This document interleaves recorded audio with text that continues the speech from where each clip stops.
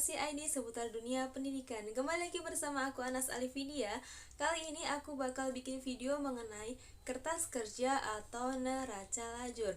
Nah, sebelum masuk ke video pembahasannya, jangan lupa untuk like, subscribe, dan nyalakan lonceng notifikasinya agar kalian tidak tertinggalan update terbaru dari channel Edukasi ID. Tanpa berbasa-basi lagi, kita langsung masuk ke materi pembahasannya. Let's go! Kertas kerja yang akan dibuat sebagai salah satu mata rantai yang dapat mengkoneksikan catatan pelanggan dengan sebuah laporan hasil kerja. Maka dari itu, kertas kerja juga dikenal sangat penting bagi perusahaan sebagai dasar penting dalam keuangan. Pada kertas kerja adalah jenis saldo-saldo pada akun buku besar akan telah diatur dengan seringkas mungkin berguna untuk pada hasil laporan dapat sesuai dan seimbang. Kemudian, kertas kerja dapat disusun dengan menurut cara-cara yang tepat dengan sebuah laporan keuangan. Kertas kerja sebenarnya tidak termasuk ke dalam siklus akuntansi, namun mempunyai fungsi untuk membantu suatu laporan dalam hal menyusun laporan keuangan dengan lebih ringkas, terutama dalam saat proses penutupan buku besar di suatu perusahaan. Untuk lebih lengkapnya, mari simak penjelasan mengenai kertas kerja agar kalian lebih memahami dengan keseluruhan. Pengertian kertas kerja. Kertas kerja adalah sebuah catatan yang harus dimiliki serta wajib untuk dibuat sebelum melakukan proses penyusunan sebuah laporan keuangan. Kertas kerja adalah tempat pencatatan neraca saldo pada keuangan perusahaan di dalam penggolongan akun buku besar serta penyesuaian. Bentuknya kertas kerja yang akan dibuat secara berlajur-lajur. Kertas kerja dapat disebut juga sebagai neraca lajur. Fungsi kertas kerja. Kertas kerja atau neraca lajur dibuat karena memudahkan laporan keuangan melalui fungsinya. Berikut fungsi kertas kerja. Yang pertama, kertas kerja berfungsi sebagai alat yang mempermudah penyusunan laporan keuangan manual tetapi bukan bagian dari catatan akuntansi yang formal.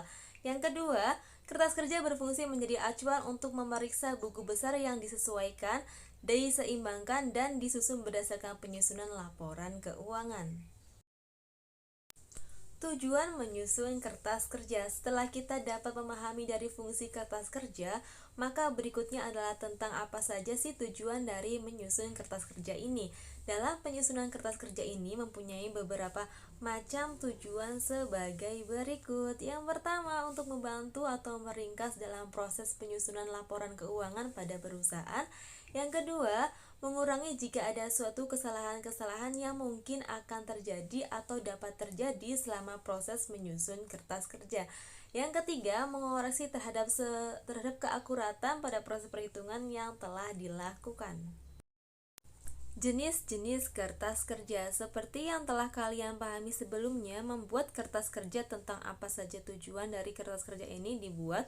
Tentu saja dalam proses pembuatan kertas kerja ini juga mempunyai bentuk yang dapat memudahkan atau memperingkas dalam menyusun sebuah laporan keuangan. Berikut ini adalah beberapa bentuk dari kertas kerja perusahaan. Yang pertama, bentuk laporan kertas kerja 6 kolom atau 3 kolom berganda. Bentuk 6 kolom atau bentuk 3 kolom berganda biasanya bentuk ini jarang sekali digunakan. Pada bentuk kertas kerja dengan bentuk 6 kolom atau juga 3 kolom berganda ini terdapat pada bagian kolom neraca saldo, debit dan kredit, pada kolom laba rugi, debit dan kredit, dan pada bagian kolom neraca debit dan kredit. Contohnya bisa kalian lihat di bawah ya. Bentuk yang kedua adalah bentuk laporan kertas kerja 8 kolom atau 4 kolom berganda. Adapun bentuk dalam kertas kerja dengan 8 kolom atau 4 kolom berganda ini terdapat atas kolom neraca saldo, debit dan kredit dengan kolom penyesuaian debit dan kredit, kolom laba rugi, debit dan kredit pada kolom neraca debit dan kredit. Untuk contoh laporan kertas kerja dalam bentuk 8 kolom bisa kalian lihat pada gambar di bawah ya. Bentuk yang ketiga yaitu bentuk laporan kertas kerja 10 kolom atau 5 kolom berganda. Adapun bentuk dari kertas kerja dengan 10 kolom atau 5 kolom secara berganda terdapat atas kolom neraca saldo, debit dan kredit, kolom dengan penyesuaian debit dan kredit, kolom dengan neraca saldo dapat kita sesuaikan dengan debit dan kredit pada kolom laba atau rugi debit dan kredit pada bagian kolom neraca debit dan kredit. Contoh laporan kertas kerja dalam bentuk 10 kolom dapat kalian lihat pada gambar di bawah. Bentuk yang keempat adalah bentuk laporan kertas kerja dengan 12 kolom atau 6 kolom berganda. Adapun bentuk pada laporan kertas kerja 12 pada bagian kolom atau 6 kolom secara berganda terdapat atas kolom neraca saldo, debit dan kredit, pada bagian kolom penyesuaian debit dan kredit, pada bagian kolom neraca saldo dapat disesuaikan dengan debit dan kredit, pada bagian kolom rugi dan laba debit dan kredit, pada bagian kolom laporan modal debit dan kredit, dan pada bagian kolom neraca debit dan kredit. Contoh laporan kertas kerja dalam bentuk 12 kolom bisa kalian lihat contohnya pada gambar di bawah. Metode dalam penyusunan kertas kerja. Ada beberapa metode yang dapat kalian gunakan dalam menyusun laporan kertas kerja, dan metode dalam penyusunan laporan kertas kerja dibagi menjadi dua bagian. Dua metode tersebut adalah sebagai berikut. Yang pertama, metode akun laba atau rugi. Jumlah dari akun seperti akun laba atau rugi pada bagian kolom ayat sebuah jurnal penyesuaian setelah selesai maka akan dihitung pada laba atau rugi dan wajib untuk dipindahkan ke dalam kolom bagian neraca sehingga bila ada sisa dapat disesuaikan. Masukkan datanya sesuai dengan yang sudah terhitung sebelumnya pada bagian kolom laba atau rugi di sebelah debit dan di sebelah kredit karena pada bagian-bagiannya telah punya kolomnya masing-masing. Metode yang kedua adalah metode akun harga pokok pada penjualan. Jumlah dari akun dari adanya kos harga pokok pada penjualan maka sebelah debit dan sebelah kredit pada bagian kolom ayat jurnal penyesuaian dapat dihitung, lalu dicari perbandingannya. Setelah semuanya telah selesai dengan mencari perbandingannya, maka perbandingannya tersebut dapat kamu pindahkan ke kolom bagian neraca dan sisanya dapat disesuaikan pada kolom bagian laba atau rugi yang ada di sebelah bagian kolom debit dan sebelah kolom bagian kredit. Syarat dalam membuat kertas kerja. Pembahasan secara teknis serta dalam keahlian profesi secara profesional dari seorang pembuat laporan kertas kerja dapat terlihat dari sebuah kinerja pegawai yang bekerja di dalam sebuah perusahaan dengan tugas membuat sebuah laporan kertas kerja yang sering dibuat olehnya. Untuk dapat memenuhi standar sebuah tuntutan pekerjaan, maka terdapat 5 persyaratan dalam membuat kertas kerja sebagai tuntutan pekerjaan di dalam perusahaan yang harus dipenuhi serta diperhatikan dengan secara baik-baik. Kelima syarat tersebut adalah sebagai berikut. Yang pertama, informasi secara lengkap.